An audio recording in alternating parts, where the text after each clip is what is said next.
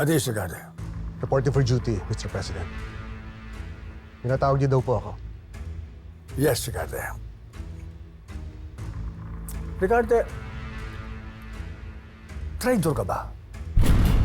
Tapat po ako sa tungkulin ko.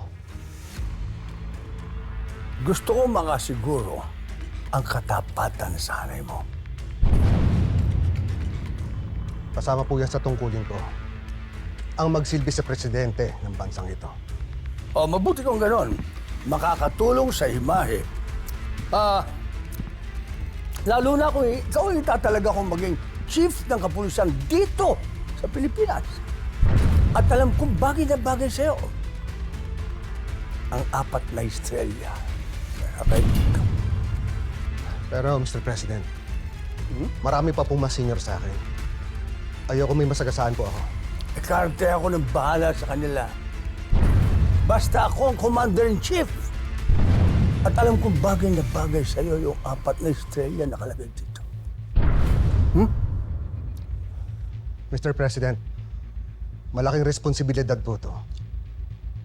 Pag-iisipan ko po muna. Alam ko naman eh. Alam ko naman. Pag-isipan mo, pero alam kong hindi mo ako bibiguin. Umaasa ako sa'yo.